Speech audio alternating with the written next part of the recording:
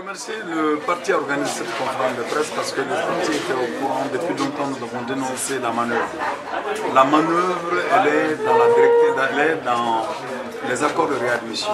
Elle est dans la politique migratoire de l'Europe qui déverse ses problèmes sur l'Afrique et qui pousse les Africains à se mettre dans une situation où, une fois la machine de répression déclenchée, le combat change de positionnement. Ce qui est regrettable aujourd'hui en Europe, et qui se passe aujourd'hui, c'est que d'abord la destruction de la Libye est l'œuvre du président Sarkozy avec l'acceptation de toute la communauté internationale. Ils ont détruit la Libye, ils se sont servis même de ces milices-là pour détruire la Libye. Et cette communauté internationale continue à entretenir, à refuser à ce que le Parlement libyen qui a été choisi par le peuple libyen ait son propre gouvernement. Donc cette situation a donné libre cours pratiquement à des milices qui font de cette pratique bestiale un fonds de commerce. C'est beaucoup plus un fonds de commerce. Ce n'est pas un problème d'ethnie, ce n'est pas un problème d'arabe contre noir, ce n'est pas du tout ça. Donc c'est un fonds de commerce qui place au cœur de ce dispositif l'Office international même de migration, qui affrète l'avion, un avion qui est entre les mains des milices, des responsables de la milice.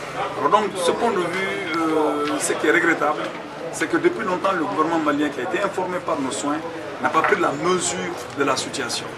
Et les dirigeants africains sont en ce moment en train de se faire les complices des politiques migratoires européennes, malheureusement qui tournent à la tragédie aujourd'hui. La tragédie, pas aujourd'hui, mais la tragédie visible à grande échelle, parce qu'aujourd'hui, on en veut exploiter cette situation pour que les pays africains, au lieu de cultiver, de chercher à comprendre les raisons pour lesquelles cela arrive et de pointer du doigt les véritables responsables qui sont leur régime d'une part et d'autre part qui sont aussi la communauté internationale, alors on essaie de trouver la solution entre les peuples en mettant les peuples en conflit. C'est ce qui nous préoccupe sérieusement. Les Arabes, les Noirs, les Libyens, etc. Ce problème n'est pas à ce niveau-là. Et il ne faut plus de discernement pour arriver à cette critique-là, mais pointer du doigt aux dirigeants africains qui se sont tués et qui ont été complices des multinationales de la destruction de la Libye. Je pense que, franchement, Idriss Déby a raison dans cette déclaration qui dit que la solution, le problème, c'est l'Europe. La solution, moi je pense que ce n'est pas l'Europe.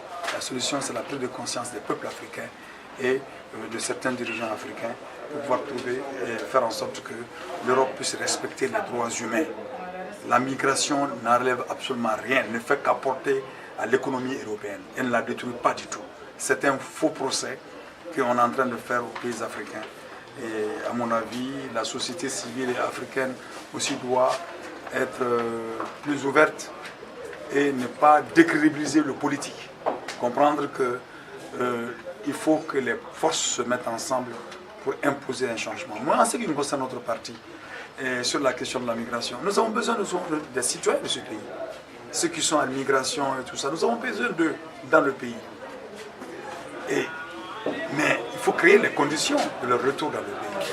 Ces conditions qu'il faut créer de leur retour dans le pays, ces conditions, c'est le choix de politique qui puisse assurer notre souveraineté sur notre richesse.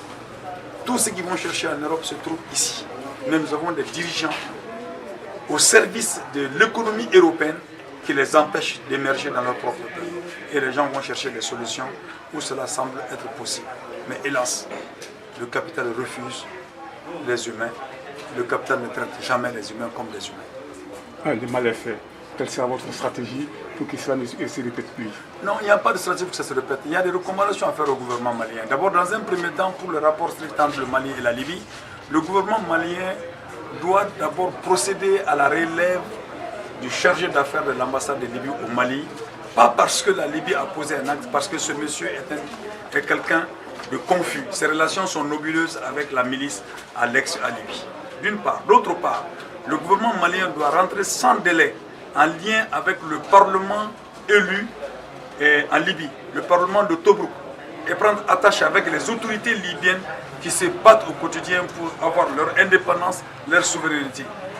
Et rompre avec tout ce qui entreprennent avec les milices libyennes sur le territoire libyen. Alors donc, ce point de vue, c'est ce travail que le Société malienne doit faire, nous l'avons dit, c'est cette recommandation que nous leur faisons, pas d'autre.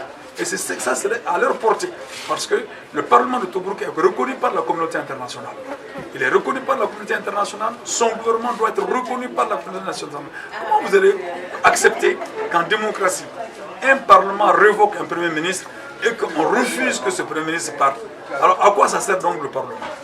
Alors donc je crois que c'est ça, vous trouverez à ce niveau-là la complicité entre le gouvernement européen et les milices. Et aussi pour les autorités européennes, mais pourquoi diable on veut poursuivre Saïf Islam, qui est un homme capable aujourd'hui d'assurer l'unité de la Libye et d'empêcher tout ce développement de la milice sur le territoire libyen? Pourquoi le fait politique ne s'exprime pas pour qu'il y ait des élections transparentes en Libye et Saïf Islam va remporter ces élections? Alors pourquoi on refuse cela? Pourquoi on lance un mandat d'arrêt international contre lui alors qu'il peut servir aujourd'hui à apaiser la situation, le climat social, le climat politique dans cette partie de notre continent? Je crois que ceux qui refusent cela, qui empêchent Saïf Islam d'être candidat, de organiser des élections, ceux qui empêchent le général Haftar de prendre Tripoli, ce sont ceux qui sont responsables de la situation. Et si vous suivez bien mon regard, je ne découvrirai que la communauté internationale, la France, les États-Unis et l'Angleterre.